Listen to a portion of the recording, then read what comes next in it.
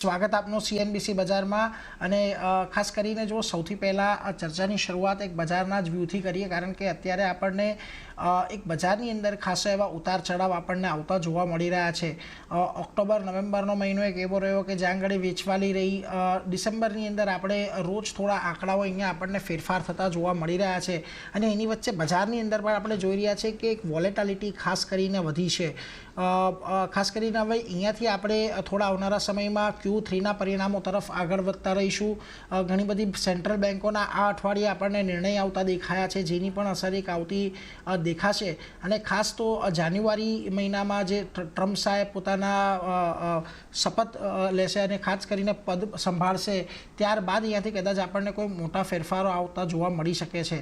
આ બધી પરિસ્થિતિની વચ્ચે કઈ રીતે તમે અત્યારે બજારને મૂલવી રહ્યા છો, બજારની દિશાને તમે અત્યારે કઈ રીતે જોઈ રહ્યા છો? નમસ્કાર.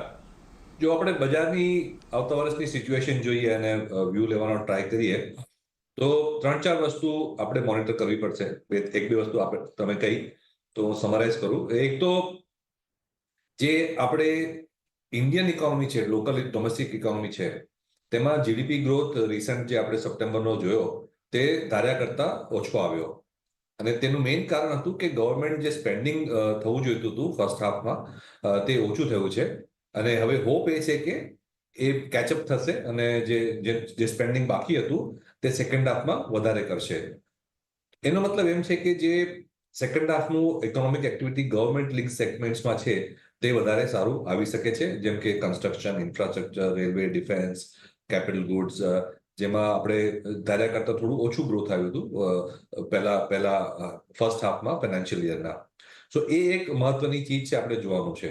સેકન્ડ, તમે જે મેન્શન કર્યું, ટ્રમ્પનો જે સ્વેરિંગ ઇન થશે જાન્યુઆરીમાં, પ્રેસિડેન્સી નો બાગડોર સંભાળશે ટ્રમ્પ, એનું પોલિસી અપ્રોચ કેવું છે તે બી ઇમ્પોર્ટન્ટ છે જોવાનું. કારણ કે હમણાં જે થઈ રહ્યું છે એક્સપેક્ટેશનમાં એ છે કે ટ્રમ્પ યુએસ બિઝનેસ માટે ઘણા ફાયદાજનક રહેશે. કારણ કે ટેક્સ કટ, યુએસ કોર્પોરેટ્સ માટે ટેક્સ કટની વાત કરી રહ્યા છે, યુએસમાં ઇમ્પોર્ટ ડ્યુટીઝ વધારવાની વાત કરી રહ્યા છે, અને લોકલ પ્રોડક્શન વધારે થાય, પ્રાઇવેટ સેક્ટરને ઇન્વેસ્ટમેન્ટ કરવા માટે વધારે ઇન્સેન્ટિવ્સ આપવાની વાત કરી રહ્યા છે ટ્રમ્પ. સો ટ્રમ્પની પોલિસીઝ અમેરિકન ઇન્વેસ્ટમેન્ટ્સ અને અમેરિકન કોર્પોરેટ સેક્ટર પર શું ઇમ્પેક્ટ આપે છે તે બી જોવું ઘણું મહત્વનું છે. કારણ કે ઓલરેડી એનું એન્ટિસિપેશનના બિલ્ડઅપમાં આપણે જોઈ રહ્યા છે કે બધા આખી વિશ્વના બજારના પૈસા ખેંચાઈને અમેરિકા જઈ રહ્યા છે. અમેરિકન ઇક્વિટી માર્કેટના મ્યુચ્યુઅલ ફંડ્સ છે, તેમાં જે હમણાં નવેમ્બર અને ઓક્ટોબરમાં રેકોર્ડ હાઈ ઇન્ફ્લોઝ આવ્યા છે ગ્લોબલ ઇન્વેસ્ટર્સથી, અને એ બધો પૈસો જઈ રહ્યો છે બીજી બધી માર્કેટ્સ. તો આપણે જોઈ રહ્યા છીએ કે કરન્સીમાં ડોલર સૌથી સ્ટ્રોંગ થઈ રહી છે, ચાઇનીઝ યુઆન વીકન થયો છે, જાપાનીઝ યેન વીક થયો છે, ઇન્ડિયન રૂપી બી વીક થયો છે. કારણ કે ફોરેનર્સના પૈસા બધા ખેંચાઈને અમેરિકન માર્કેટ તરફ જઈ રહ્યા છે. કારણ કે ત્યાં ટ્રમ્પની પોલિસીઝનું એક્સપેક્ટેશન છે, અને બીજું એ છે કે ત્યાં હજુ બી ફિસ્કલ ડેફિસિટના સ્પેન્ડિંગના લીધે ગ્રોથ બહુ સારો આવી રહ્યો છે. તો યુએસનો જીડીપી ગ્રોથ બહુ જ સારો આવી રહ્યો છે, અને તેને લીધે પૈસા ત્યાં જઈને ખેંચાઈને જઈ રહ્યા છે. તો એ આપણે ત્રીજી વાત કીધી. ચોથી વાત એ છે કે આપણું જે ડોમેસ્ટિક જે કન્ઝ્યુમર સ્પેન્ડિંગ છે, કન્ઝમ્પશન સ્પેન્ડિંગ છે, તે હજુ બી કે શેપ્ડ છે. એનો મતલબ એમ છે કે જે પ્રીમિયમ આઇટમ્સ છે, ચાહે કે ઘર હોય કે કાર્સ હોય કે કન્ઝ્યુમર આઇટમ્સ હોય, તેમાં બધામાં જે પ્રીમિયમ જે કેટેગરી છે તેમાં વધારે ગ્રોથ આવી રહ્યો છે. લોઅર કેટેગરીમાં ગ્રોથ હજી બી વીક છે. એનો મતલબ એમ છે કે જે ગરીબ અને લોઅર ઇન્કમ કેટેગરીઝની પોપ્યુલેશન છે આપણી, તે હજી બી કોવિડના ઇમ્પેક્ટથી બહાર નથી આવી. અને ગવર્મેન્ટનું આ આપણે રેકગ્નિશન બી છે, કારણ કે ઘણી બધી સ્ટેટ ગવર્મેન્ટે આની માટે લાડકી બહેન એ બધી સ્કીમો આપી છે કે એ લોકોને લોઅર ઇન્કમ કેટેગરીને સપોર્ટ રહે. તો એને લીધે આપણે જોવાનું રહેશે કે આવતા વર્ષમાં જે કન્ઝમ્પશનનો પેટર્ન છે તે આવો જ રહેશે કે અલગ રહેશે. તો આ 3-4 આઇટમ છે, મને લાગે છે, જે આપણે આવતા વર્ષ માટે જોવાની છે. એક અર્નિંગની તમે વાત કરી હતી. અર્નિંગ્સમાં મેઇન પોઈન્ટ એ છે કે નિફ્ટીના અર્નિંગ્સ પાછલા જે ક્વાર્ટરમાં હતા તે થોડા ડિસપોઇન્ટ કર્યા છે, અને આપણે જોયું છે કે પ્રોફિટ ગ્રોથના એસ્ટિમેટ્સમાં કટ આવ્યો છે.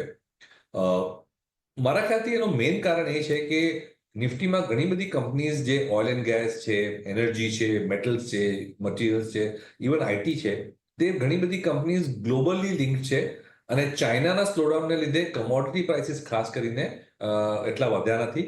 અને અમેરિકનમાં જે આઈટી સર્વિસીસ છે તેમાં બી ગ્રોથ નોર્મલ છે, એટલો હાઈ આવ્યો નથી. તો એનો મતલબ એમ છે કે નિફ્ટી જે છે 50 સ્ટોકનું ઇન્ડેક્સ, તેમાં ગ્લોબલ એક્સપોઝર કમોડિટીઝનું વધારે છે. એને લીધે આપણે જોયું કે નિફ્ટીનો કટ. બ્રોડર માર્કેટ જોઈએ, NSE 500 જોઈએ કે સ્મોલ કેપ ઇન્ડેક્સ જોઈએ, તેમાં અર્નિંગ્સ ડિસઅપોઇન્ટમેન્ટ એટલા નથી આવ્યા. તેમાં એકચ્યુઅલી જે સ્ટોક પિકિંગનો સ્કોપ ઘણો વધારે છે. તો મને લાગે છે આપણે નેક્સ્ટ યરનો વ્યૂ લઈએ તો એક ઓવરઓલ સ્ટોક પિકિંગનો વ્યૂ લઈને ચાલીએ તો બેટર છે. બજારના રિટર્ન્સને આપણે એક્સપેક્ટ થોડા ઓછા કરવા જોઈએ પહેલા કરતા, પણ સ્ટોક પિકિંગમાં આપણે વધારે ફોકસ કરવું જોઈએ, કારણ કે બ્રોડ માર્કેટમાં જે હાઈ ગ્રોથ સેક્ટર્સ છે તે બધા મિડ કેપ અને સ્મોલ કેપમાં જ આવે છે.